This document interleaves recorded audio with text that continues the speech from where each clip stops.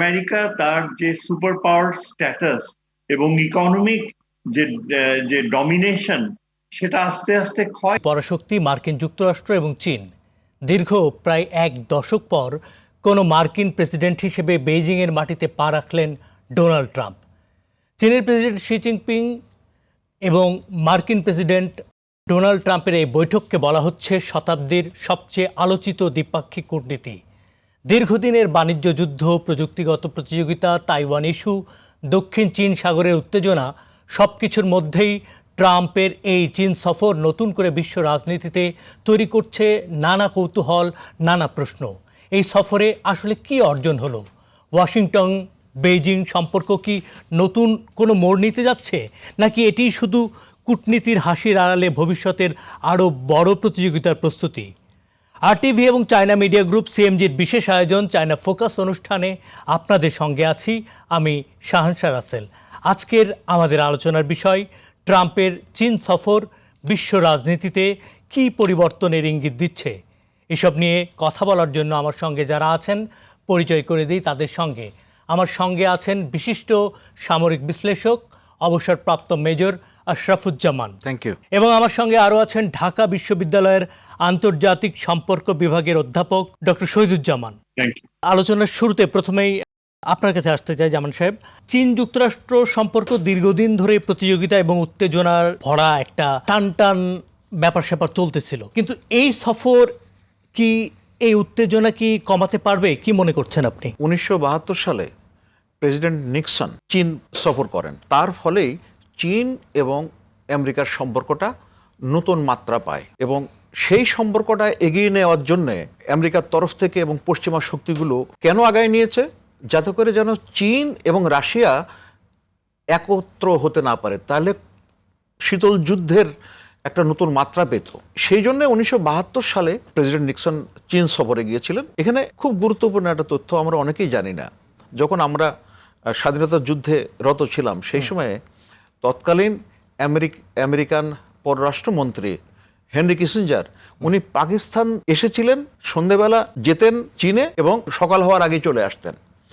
এটা হচ্ছে প্রাথমিক যোগসূত্রটা উনি এইভাবে স্থাপন করেছিলেন। সেই সময় এটা একটা গুরুত্বপূর্ণ অধ্যায় ছিল এবং এটা আপনি চিন্তা করে দেখেন যে যদি চীন এবং রাশিয়া ওই সময়ে একত্রে ওই কোল্ড ওয়ারে সামিল হতো, তাহলে বাকিগুলোর জন্য অনেক বেশি প্রতিদ্বন্দ্বিতাপূর্ণ এবং চ্যালেঞ্জিং হতো। এবার যেটা হয়েছে 2017 পর থেকে এই চীনের সাথে আমেরিকার সম্পর্ক হয়েছে এবং সেটা অনেক দূর আগায় গেল, দুই দেশই লাভবান হয়েছে।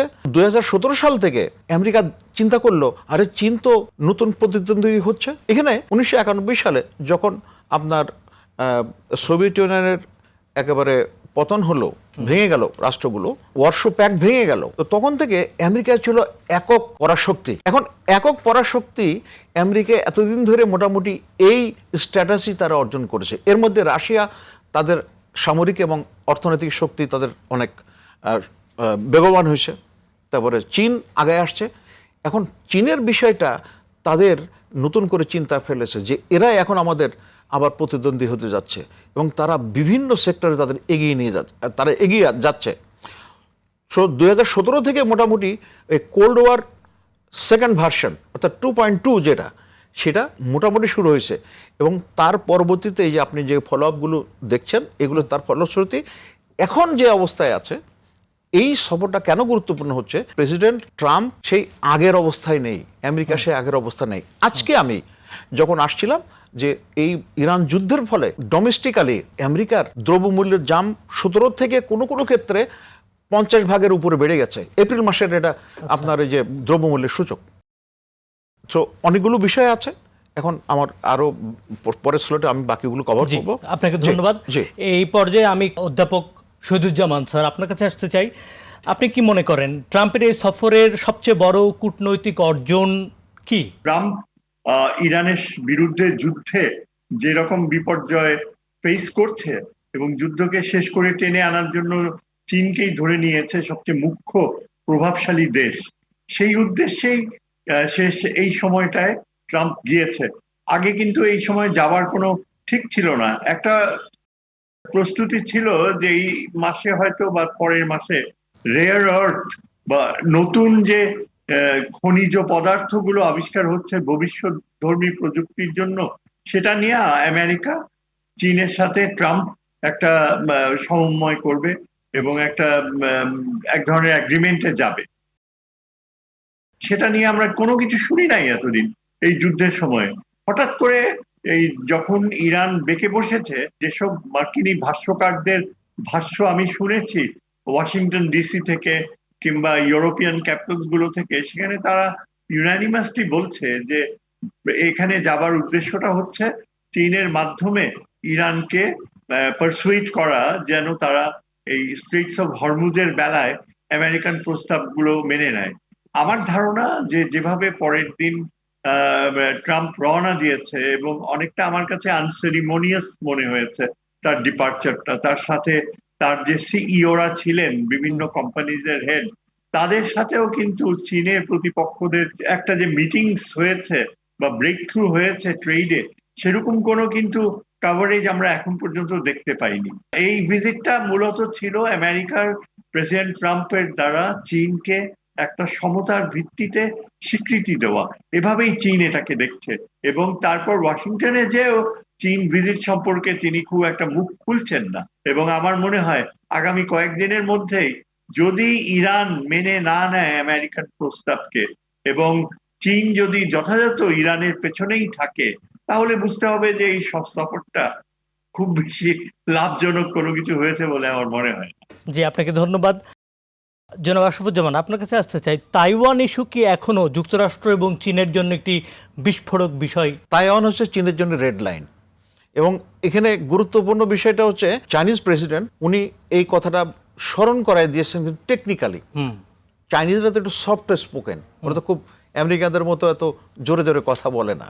বড় ধরনের একটা অস্ত্র বিক্রির প্রস্তাব চূড়ান্ত হয়ে গেছে আমেরিকার তরফ থেকে তাইওয়ানকে দেওয়ার জন্য, কিন্তু সফরের উনি সেটা এখনো ফাইনাল অনুমোদন করেননি আর কি। তো এই সফরের পরে এই বিষয়ে তেমন কোনো কথা বলেননি, এই যে তাইওয়ান কেটার ব্যাপারে। চীনের জন্য তাইওয়ান হচ্ছে রেড লাইন এবং এটা উনি পুনরুচ্চারণ করেছেন এই সফরকালীন। তাইওয়ান ছাড়াও আরো কতগুলো ওনার জন্য বাণিজ্য একটা ব্যাপার ছিল। আপনি জানেন যে ট্রাম্প সাহেব তো উনি একজন বিজনেসম্যান, কিন্তু সমস্যাটা হচ্ছে রিয়েল এস্টেট বিজনেসের ধরন আর স্টেট ক্রাফটে মানে বাণিজ্যিক বিষয়াদি সামনে আনা এবং সেই অনুযায়ী ফলপ্রসূ করা, এটার অ্যাপ্রোচ ইজ ডিফারেন্ট। তো এই জন্যে উনি 20 জন টপ এক্সিকিউটিভকে নিয়ে গেছেন। এখন যেমন নেভিডিয়া যে চিপ তৈরি করে, তো তারা এই এনভিডিয়া সরি, তো এটা যারা করছে, এটা যেটা দেওয়ার কথা বলেছে আপাতত সেটা অনেক পুরানো। আচ্ছা, এখন চীন স্বাবলম্বী হওয়ার জন্য যাতে কোনো জায়গায় কারোর প্রতি মানে নির্ভরশীল না হতে হয়, এই চিপ সেক্টরকে ফোকাস করেছে। তারা অনেক দূর এগিয়েছে, আরও কিছুদিন সময় লাগবে ওই পর্যায়ে আসতে।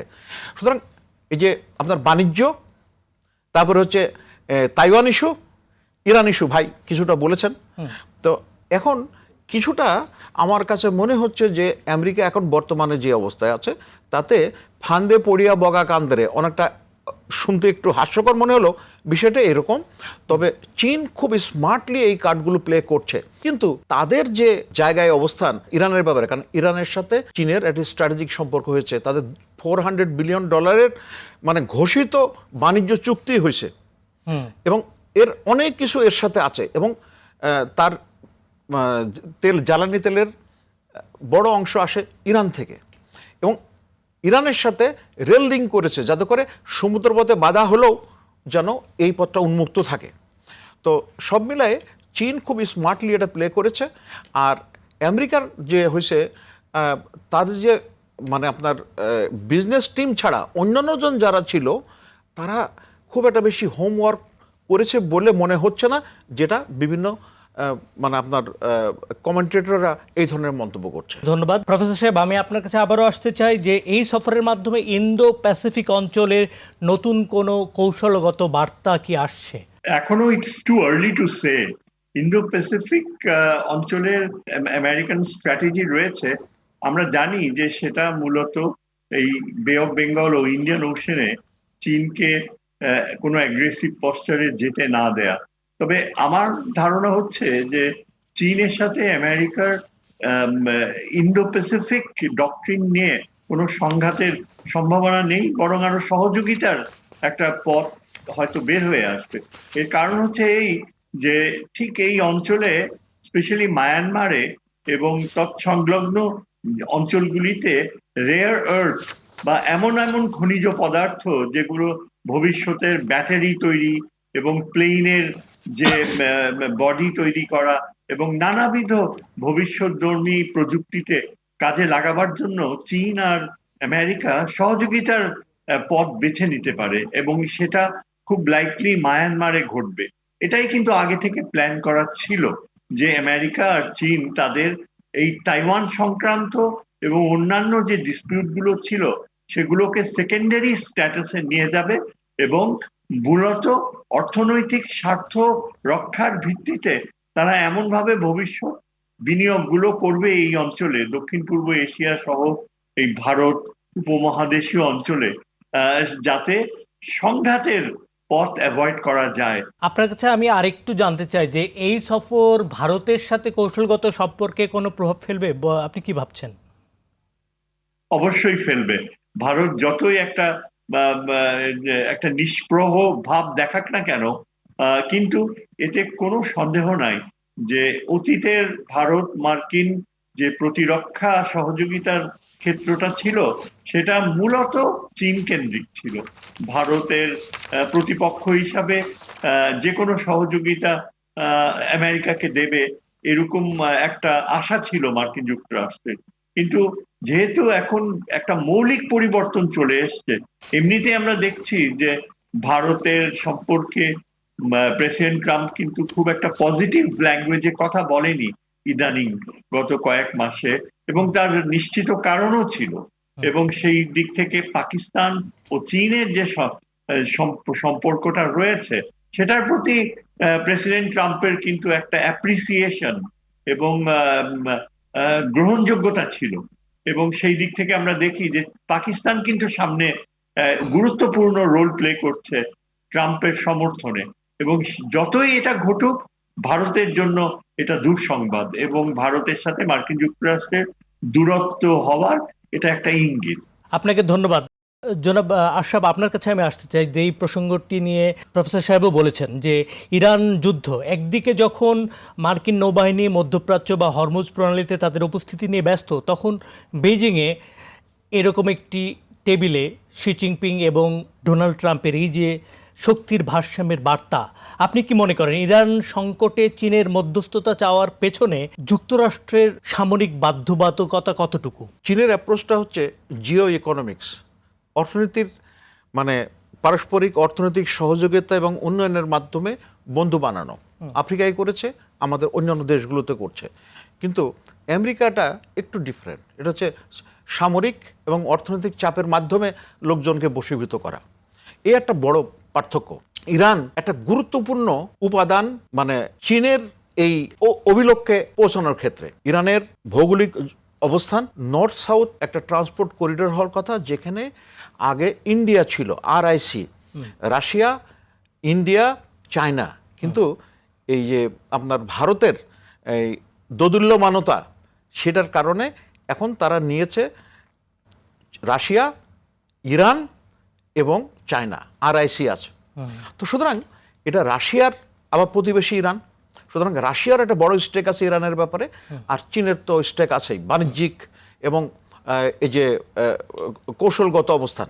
সো এই কারণে আপনি চীনের সাথে চীনের মাধ্যমে ইরানকে কিছুটা রাজি করানো, এটা তো বোঝাই যাচ্ছে, কিন্তু অত প্রকাশ ওইভাবে নাই।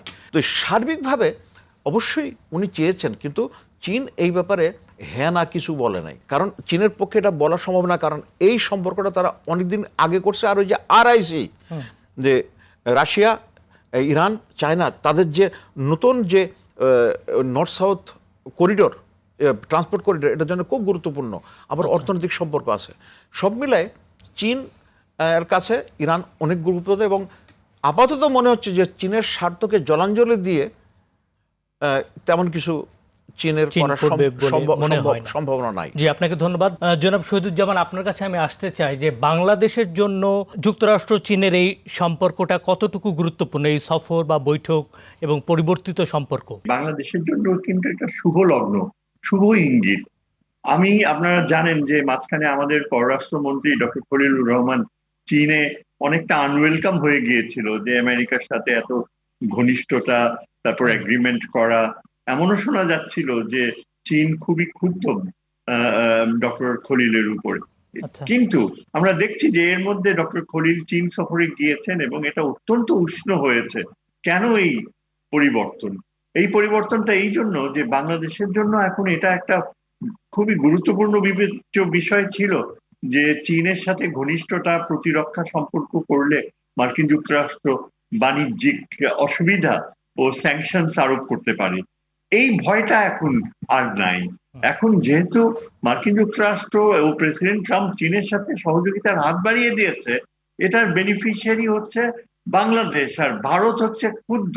পাকিস্তান, বাংলাদেশ দুটি দেশই কিন্তু আমেরিকার এই প্রো-চীন পলিসিকে ওয়েলকাম করছে। আমরা দেখতে পাচ্ছি যে কিছুটা ইঙ্গিত আসছে যে আমেরিকা হয়তো আবার রিনেগোশিয়েট করবে বাংলাদেশের সাথে, বাংলাদেশের স্বার্থকে তারা কিছুটা আরো শ্রদ্ধাশীল চোখে দেখবে।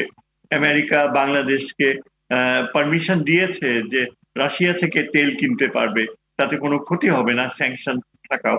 কাজেই চীনের বেলায়ও কিন্তু আমার মনে হয় আমরা যে প্রতিরক্ষা নীতি পারসিউ করছি, চীনের থেকে বিমান ক্রয় করা, চীনের নিরাপত্তা বলয়ে প্রবেশ করা এবং চীনের মাধ্যমে আমাদের যে সামরিক প্রযুক্তি আরো বৃহত্তর উন্নয়ন করা, এই ক্ষেত্রে ভারত কিন্তু বারবার আমেরিকাকে চাপ দিচ্ছিল বাংলাদেশকে আটকাতে। কিন্তু এখন আমেরিকা ভারতের এই চাপকে তো প্রশ্রয় দেবেই না, বরং ভারতকে আরো ভাতশর্ণা করার প্রবণতাই আমরা প্রেসিডেন্ট ট্রাম্পের মাধ্যমে দেখি। জি, অসংখ্য ধন্যবাদ। আপনি খুবই যথার্থই এই জায়গাটাকে উপস্থাপন করেছেন যেভাবে আমরা জানতে চেয়েছিলাম। জনাব আশরাফুজ্জামান, আপনার কাছে আমি জানতে চাই যে দক্ষিণ চীন সাগরে এই যে সামরিক প্রতিযোগিতা, এইটার ভবিষ্যৎ কোন দিকে যাবে? দুইটা বৃহৎ শক্তি এখন তো মানে ট্রাইপোলার হয়ে গেছে, আমেরিকা, চীন এবং রাশিয়া। তো এই প্রতিযোগিতা তো থাকবে। এখন এই ভাই সাহেবের সাথে যেটা কথা বললাম, আমি সেটার সাথে একটু কমপ্লিমেন্ট করি যে দেখেন বাংলাদেশের অবস্থানটা চীনের সাথে সম্পর্ক ভালো, কিন্তু মাঝখানে খারাপ হয়ে গিয়েছিল। মানে অতটা খারাপ হয় নাই, আবার খুব ভালো ছিল না। চীন একটু অন্যরকম আশা করছিল। তো বার্মা অ্যাক্ট, আমেরিকার যে বার্মার প্রতি যে নতুন অ্যাপ্রোচটা, তো সেই ক্ষেত্রে বাংলাদেশকেও তাদের দরকার। তো বাংলাদেশ কিন্তু এই জায়গায় একটু সুবিধাজনক অবস্থানে আছে। এখন আমরা কতটুকু এই বেনিফিট নিতে পারবো সেটা আমাদের কাছে গুরুত্বপূর্ণ। রাষ্ট্র হিসেবে আমার নিজেদেরকে যদি আমরা কল্পনা করি এবং সেই অনুযায়ী কার্যক্রম করি, তাহলে এই যে মানে বিভিন্ন যে প্রতিদ্বন্দ্বী হচ্ছে বিভিন্ন শক্তিগুলোর মধ্যে, তাহলে আমরা বেনিফিট পাবো। আর যদি আমরা কোমর ভাঙা অবস্থায় থাকি, তাহলে আমাদের বোধহয় সেই সুযোগ নেওয়ার ফুরসত হবে না। আপনাকে ধন্যবাদ। জনাব শহীদুজ্জামান, আপনার কাছে আমি আসতে চাই যে ট্রাম্প তার প্রথম মেয়াদে ট্যারিফ বা শুল্ক নীতি আরোপ করেছিল এবং দ্বিতীয় মেয়াদে আবারও নতুন করে শুল্ক নীতি বা যেটাকে বলছে ট্রানজ্যাকশনাল বা লেনদেনমূলক কূটনীতি, এটা কি আসলে আমেরিকার দীর্ঘমেয়াদী বিশ্ব নেতৃত্বকে প্রশ্নবিদ্ধ করে? তার সঙ্গে আমি যেটা জানতে চাই, এই বৈঠকে নতুন কোনো সমঝোতার সম্ভাবনা কি তৈরি হতে পারে কিনা এইসব ক্ষেত্রে? ট্রাম্প যেসব এই বিধি নিষেধ করেছিল প্রথম টার্মে, এই টার্মে, এগুলো কিন্তু সনাতন ধর্মী মার্কিনী যে পররাষ্ট্র নীতি বিশ্বব্যাপী, এবং দ্বিতীয় মহাযুদ্ধের পরে আমেরিকা যে একটা গার্জিয়ানশিপ রোলে অবতীর্ণ হয়েছে, সেটাকে ট্রাম্প রীতিমতো হত্যা করছে। মানে ট্রাম্প এমন একটা এইসব যে বাধা আরোপ করে, রেস্ট্রিকশন আরোপ করে, ট্রেডের উপরে স্যাংশন আরোপ করে এমন একটা পরিস্থিতি তৈরি করছে যে আমেরিকা তার যে সুপার পাওয়ার স্ট্যাটাস এবং ইকোনমিক যে ডমিনেশন, সেটা আস্তে আস্তে ক্ষয় হয়ে যাবে। এবং এটা ট্রাম্প এত সময় পরে, তার যখন হার্ডলি 2 বছর বাকি, আর ট্রাম্প কিন্তু এখন সেটা বুঝতে পারছে।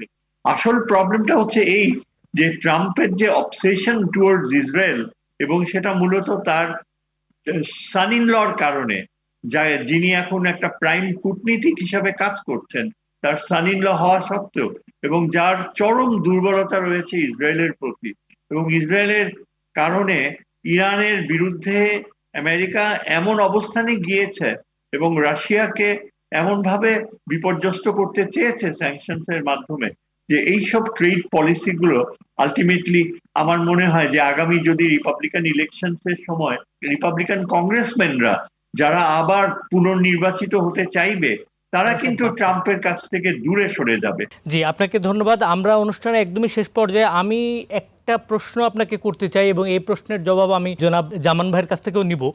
সেটা হচ্ছে যে ট্রাম্প দাবি করছেন তিনি বড় বড় সমস্যার সমাধান করে ফেলেছেন, যদিও আমরা এই বৈঠক থেকে তেমন কোনো ফলপ্রসূ কিছু পাই নাই।